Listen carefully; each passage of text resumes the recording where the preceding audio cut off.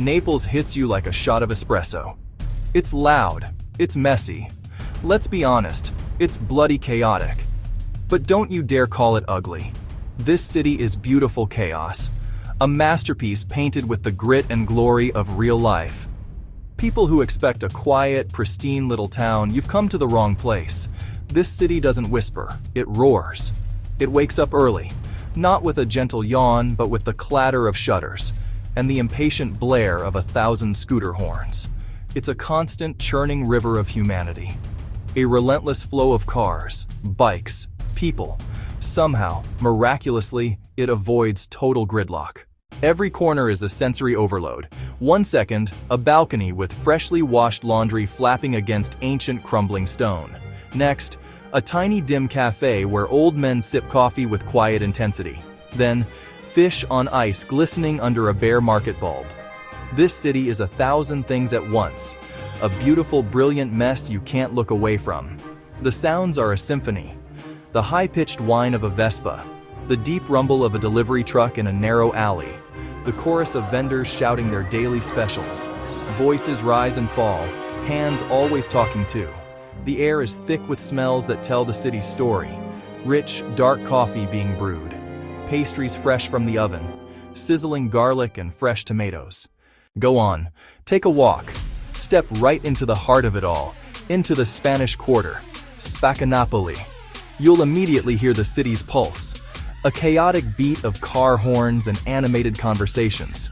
The streets are impossibly narrow, canyons carved between tall, weathered buildings that seem to lean in and whisper secrets to each other.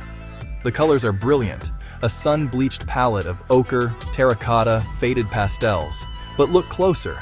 You'll see paint peeling in elegant decay, revealing layers of history like the rings of a tree. This isn't neglect, it's character. It's the mark of a city that has been lived in, loved, weathered for centuries. Everywhere you look, life is happening in small, powerful vignettes. A lazy cat, master of its domain, stretches out on a sun-drenched windowsill, utterly indifferent to the chaos below. A scruffy dog stands guard at a hidden courtyard. Its bark is part of the neighborhood's soundtrack. Street vendors, hands ablur, hawk their wares with a melodic cry, offering fresh squeezed orange juice, offering religious icons. There's a raw honesty here. The city doesn't wear a mask. It shows its true, beautifully flawed face. There's a constant flow, a dance that at first seems random, but watch for a minute. You'll see the unspoken rules, the subtle choreography of the streets. Pedestrians weave through a swarm of scooters with practiced grace.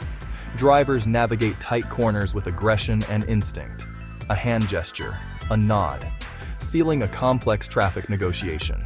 It's a system built on mutual understanding and acceptance, not rigid rules, a collective rhythm. To an outsider, it looks like madness. To a Neapolitan, it's just another Tuesday. You have to get lost here. Seriously, put away the map and wander down an alley that looks interesting. You might discover a hidden piazza where children kick a soccer ball against the ancient church wall, or stumble on a tiny artisan's workshop, a craftsman painstakingly repairing a wooden chair. Let's get one thing straight. You think you know pizza? You don't know pizza. Not until you've had it here. The smell is everywhere, a delicious reminder you're in the cradle of civilization's greatest culinary invention.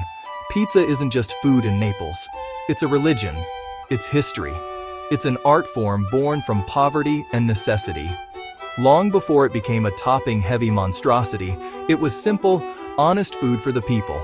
A disc of dough, a smear of crushed San Marzano tomatoes, a scattering of fresh mozzarella, a basil leaf, and a drizzle of olive oil.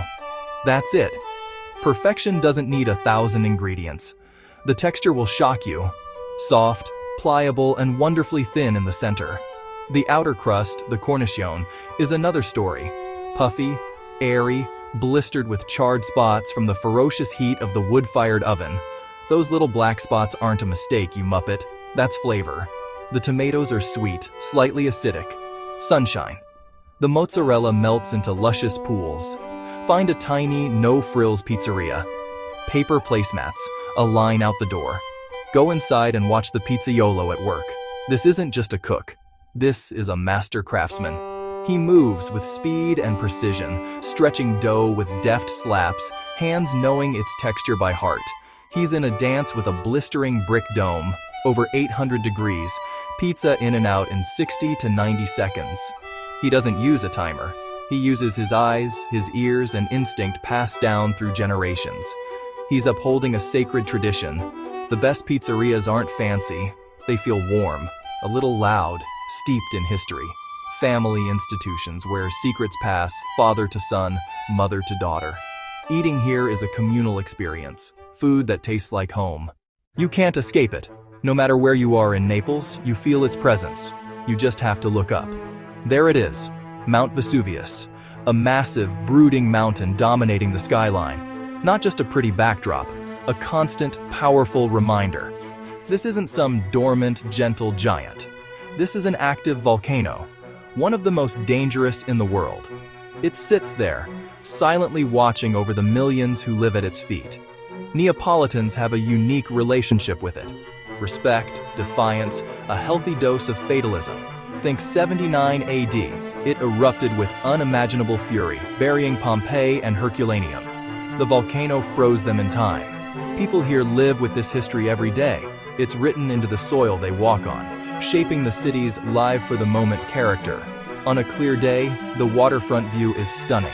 Deep blue bay, pale gray and green slopes, tranquil sea beside a slumbering beast. For a humbling experience, climb to the top. As you ascend, the city shrinks below and the air cools. Standing on the crater's edge, looking into the rocky maw, you feel small. Faint wisps of steam rise from the ground. From the summit, the Bay of Naples unfolds like a map. Trace the coast. Spot Capri. Spot Ischia shimmering in the haze. It puts everything into perspective. You understand why people here live passionately. When you live in the shadow of something so powerful, you learn not to sweat the small stuff. You learn to embrace the chaos, to love fiercely, and to eat another slice of pizza. Vesuvius isn't just a mountain. It's part of the Neapolitan soul. Europe's most chaotic, beautiful city. If you let go, you'll find a city with more heart and soul than anywhere you've been. If Vesuvius is the city's silent guardian, then its people are its roaring, beating heart. Naples runs on a high-octane fuel of pure human energy. It's raw, it's passionate, and it's absolutely captivating. This is not a city of quiet introverts. Conversations are not just spoken, they are performed. Hands fly, voices rise and fall. It's infectious. Music pours from open windows, crackling radios in workshops, and guitars serenading a sun-drenched piazza. The melodies can be joyful, mournful, or romantic, always full of heart. Kids turn tiny squares into fields, their shouts echo off ancient walls. Old women, unofficial guardians, observe with watchful eyes. Life isn't behind closed doors, it's shared. Faith flows in processions and corner shrines. Flowers, flickering candles, a quick sign of the cross. A deep, personal faith with a splash of superstition. All mixed into the daily stew that makes this city so incredibly alive. Want to see the real Naples? Forget the museums for a second and dive into its markets. Pigna Secca, Porta Nolana. The moment you step inside, you're hit by a wall of sound. A beautiful, chaotic symphony. Apron stained, they shout the freshness of their catch, holding up a colossal swordfish, a shimmering sea bass. Stalls arranged like mosaics, mountains of red tomatoes, fist-sized lemons, dark green friarielli, heaps of purple artichokes, strings of fiery chilies. Vendors slice melon or a juicy peach for you to taste. Hospitality that makes you feel like a neighbor, not a customer. This is where meals begin. Real food with beautiful imperfections. Butchers at work, wheels of provolone, baskets of milky ricotta, bowls of olives, piles of nuts, dried figs, fragrant spices. More than shopping, it's the neighborhood hub. Shop owners trade jokes, customers greet by name. To walk through a Neapolitan market is to feel the city's pulse, to taste its bounty, to understand its love for a simple, good meal. Naples is intrinsically linked to the sea. The salty air winds through the narrowest alleys. The bay provides a constant horizon of blue. Head to the Lungomare, The traffic fades to gulls and lapping waves. The harbor connects Naples to the wider world. Massive ferries bellow, Capri, Ischia, Procida. Worlds away, just a short ride. Day trips for sun-drenched beaches and charming villages. The bay shifts from deep sapphire to bright turquoise. The sea feeds the city. Painted boats bob by Castel dell'Ovo. Fishermen mend nets. The freshest seafood anchors the cuisine. Sit by the water with spaghetti alla vongole, pasta slick with olive oil, garlic, and the sweet, briny juice of fresh clams. Or grab a cuopo, crispy calamari, shrimp, and stroll the pier. Clean, simple, utterly delicious. As sunset turns golden, couples walk, families with gelato, friends on benches. The city rises like an amphitheater, watched by Vesuvius. The sea is escape and identity. All right, listen up. If you're going to survive and thrive in Naples, you need a few ground rules. This isn't a holiday camp. First, your shoes. Wear good, comfortable ones. It's uneven cobblestones, broken pavement, steep hills. Leave the dress shoes unless you want to twist an ankle. Next, your belongings. It's not a war zone, but have your wits about you, like any big city. Keep your bag zipped, especially in markets or on public transport. Don't flash your expensive phone or camera. Don't leave your wallet on the cafe table. It's just common sense. Most Neapolitans are warm and honest, but opportunists exist. Be aware, not paranoid. Relax, but don't be naive. Don't just stick to pizza. Be adventurous. Try a pizza a portafoglio on the go. Get a cuopo of fried goodies. In a family-run trattoria, order the pasta of the day. Simple, fresh, unforgettable. And coffee. Stand at the bar. Down a quick espresso. Pay your euro. Be on your way. It's a ritual. Learn a few basics. Buongiorno, per favore, grazie. Ask for recommendations. Be a curious guest, and Naples will welcome you with open arms. In the end, Naples gets under your skin. It challenges you, might frustrate you, but it completely wins you over. You arrive expecting chaos, and you find it. Then you start to see the patterns, the order hidden within the beautiful mess. You see the unspoken dance of traffic, the daily rhythms, the traditions that hold it all together. You leave with vivid snapshots. That first margarita, a child's laughter in a stone courtyard, an old woman sweeping her steps, a fiery sunset over the bay. Naples isn't pristine. It's lived in beauty, full of humor and grit, with massive heart and fierce pride in culture, food, and history. It's a city of 1,000 noises, 100 smells, 1,000,000 vibrant colors. You don't just see Naples, you feel it. If you want sanitized and predictable, go elsewhere.